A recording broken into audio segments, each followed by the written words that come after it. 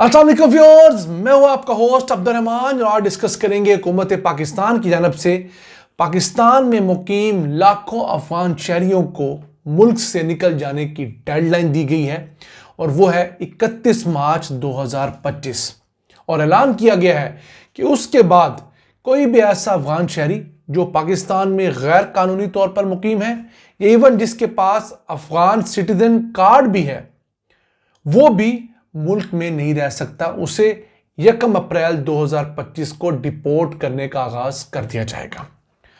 अब जब अफगानिस्तान के अंदर 1970 की दिहाई में खाना जंगी शुरू हुई, जंग उरूज पर थी, तो पाकिस्तान में 38 लाख से लेकर 44 लाख तक अफगान शहरी आकर बतौर मुहाजिरीन रहे। हम लोगों ने उनको सर्व किया, जगह दी, उन्होंने खुद भी बहुत मेहनत की और सिस्टम का हिस्सा बने। लेकिन जब 2021 के अंदर अफगानिस्तान पर तालिबान ने बाकायदा कब्जा किया तो हमारा ख्याल था कि अफगानिस्तान से हमें आने वाली गर्म हवाओं को रोकने में मदद मिलेगी, जो दहशतगर्दी वहाँ से स्पॉन्सर्ड होती है वो रुकेगी। बदकिस्मती से अफगान तालिबान ने पाकिस्तान तालिबान का रास्ता नहीं रोका बल्कि उनको सपोर्ट की। अभी गुज़िश्ता दिनों रमज़ान के महीने में ही बन्नू छावनी के अंदर एक खुदकुश हमला हुआ, उसमें भी अफगानिस्तान से लिंक्स इस्टेब्लिश हुए और अफगान हुकूमत उनके खिलाफ कोई क्रैकडाउन नहीं कर रही थी। बिलाखिर हुकूमत पाकिस्तान ने अब ये फैसला किया है कि ऐसे अफगान शहरी जिनके पास बाकायदा अफगानिस्तान का सिटीजनशिप कार्ड था उन्हें भी अब पाकिस्तान में रहने नहीं दिया जाएगा, जिनकी तादाद 8 लाख है। इसके बाद सिर्फ 13 लाख ऐसे अफगान शहरी बचेंगे जिन्हें UNHCR के तहत, यानी कि यूनाइटेड नेशन के जो मुहाजिरीन के इदारे उसके तहत पाकिस्तान में रहने का एक प्रूफ ऑफ रेजिडेंस दिया हुआ है, वो जून 2025 के आखिर तक पाकिस्तान में रह सकते हैं, जो मुआहिदा हम लोगों ने पिछले साल साइन किया था। फिर उन्हें भी मुल्क से निकाला जाएगा। वैसे 2023 के अंदर आपको याद होगा कि पाकिस्तान ने बहुत सारे गैर कानूनी तौर पर मुकीम अफगान शहरियों को निकाला था। कोई 5,41,000 अफगान शहरी उस वक्त मुल्क छोड़ के जाने पर मजबूर हुए थे। तो अब ये तमाम प्रोसेस एक्सपेडाइट हुआ है, तेज़ क्यों हुआ है? क्योंकि तालिबान हुकूमत टेबल पे बैठकर मुज़ाकरात तय करने की तरफ आ ही नहीं रही। वो समझती है कि हर चीज़ का फैसला बंदूक की नाल से ही होगा। तो जनाब, आपने अगर अफगानिस्तान फतह कर लिया है तो उसका मतलब ये नहीं कि आपने पूरी दुनिया फतह कर ली है। फतह करना आसान होता है, किसी मुल्क को फिर चलाना, उसके लिए अरबों डॉलर्स के फंड्स अरेंज करना, लोगों को सेहत, तालीम, रोज़गार, सीवरेज के मामला, मीठे पीने के पानी के सोर्सेज, ये तमाम सोर्सेज देना एक जुए शीर लाना होता है। सिर्फ पहाड़ों पे रहकर या मार देना या मर जाना एक बहुत छोटी चीज़ होती है इतने बड़े मुल्क के सामने। तो अब पाकिस्तान और अफगान हुकूमत एक दूसरे के खिलाफ आ चुकी हैं। पाकिस्तान अब प्रेशर बिल्ड कर रहा है, दूसरी तरफ ईरान भी यही कुछ कर रहा है। ईरान अब तक 11 लाख से ज़्यादा अफगान मुहाजिरीन डिपोर्ट कर चुका है और उसकी भी वही शिकायत है जो हमारी शिकायत है।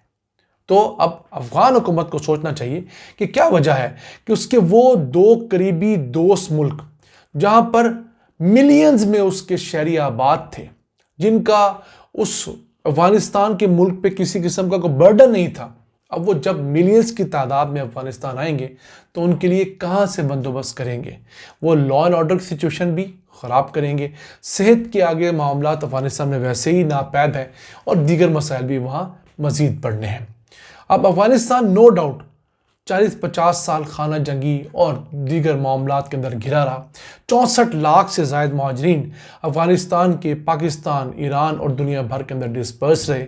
अभी भी अफगानिस्तान में 2,37,00,000 लोग ऐसे हैं जिन्हें इंसानी मदद की ज़रूरत है, उन्हें प्रोटेक्शन की ज़रूरत है, खुराक के लिए, छत के लिए, सेहत के लिए, तालीम के लिए। तो इन हालात में भी अगर अफगान हमारे भाई जो अफगान तालिबान है वो नहीं समझ रहे तो फिर अल्लाह ही उनको समझा सकता है। और तो और पाकिस्तान ने अफगानिस्तान को यहाँ तक सपोर्ट किया कि जब 2021 के अंदर अफगानिस्तान पर तालिबान का कब्ज़ा हुआ तो 7 लाख से ज़्यादा अफगान शहरी बॉर्डर क्रॉस करके पाकिस्तान आ गए जान बचाने के लिए या किसी अच्छी मुस्तकबिल के लिए। हमने उनको भी पनाह दी। अब वो वापस जाएंगे। फिर और तो और 15 से 25 हज़ार अफगान ऐसे थे जो कि अमेरिका को हेल्प करते रहे अफगानिस्तान के अंदर, जो यूके को हेल्प करते रहे, उनके फ़ौज के साथ बतौर ट्रांसलेटर, मुतरजम और कुक काम करते रहे। अब उनकी जानें एट स्टेक हैं, उन्हें बहुत थ्रेट्स हैं। वो इस वक्त पाकिस्तान में मुकीम है। इस्लामाबाद भरा पड़ा है, इस्लामाबाद के होटल भरे पड़े हैं। ऑल्दो उनको रहने के लिए यूनाइटेड नेशन का जो ये महाजरीन का इदारा है वो फंड करता है, लेकिन वो पाकिस्तान में मुकीम है, पाकिस्तान के सिस्टम का हिस्सा है। अब उन्हें भी वापस भेजा जाना है। क्यों? अमेरिका ने उन्हें लेने से इनकार कर दिया है। अभी इसी महीने उन 15,000 में से 1,660 ऐसे मुहाजिरीन जिनकी वेरिफिकेशन हो चुकी थी, जो कि अमेरिका के साथ, अमेरिकी फ़ौज के साथ काम करते रहे थे, उन्हें जाना था। तो जैसे ही ट्रंप ने ये तमाम टेक ओवर किया है, वहाँ पर सदारत संभाली है, तो इन लोगों की रिलोकेशन भी बंद कर दी गई है। तो ये बेचारे भी हवा में मुअल्लक हैं। वापस जाते हैं तो कत्ल कर दिए जाएंगे, यहाँ रहेंगे तो यहाँ रहने दिया नहीं जाएगा। और जिनकी खातर, जिन आकाओं की खातर, चंद रुपयों की खातर ये अपने देश वालों से गद्दारी करते रहे, यानी कि अमेरिका से पैसे पकड़ के उनके मुतरजम बने रहे और वहाँ पर ऑपरेशंस का हिस्सा बने रहे, बाकी काम करते रहे, वो अमेरिका इनको लेने से इनकारी है।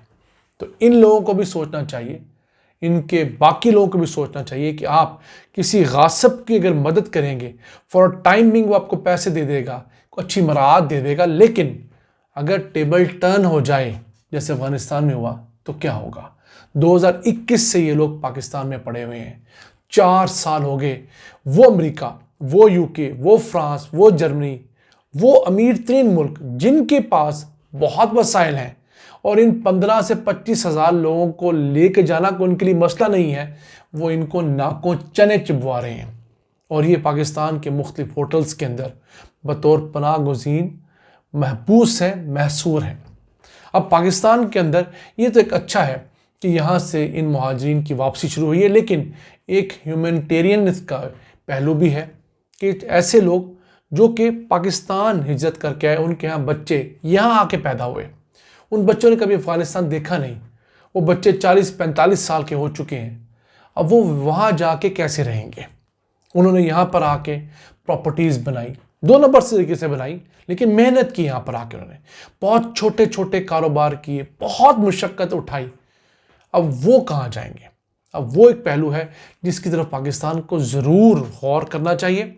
इसके साथ साथ ऐसे अफ़गान शहरी जो कि पैसे वाले हैं, वो ब्लैकमेल हो रहे हैं यहाँ पर अपने पार्टनर्स की वजह से, उन बेचारों के पैसों पर कोई और कब्जा कर जाएगा।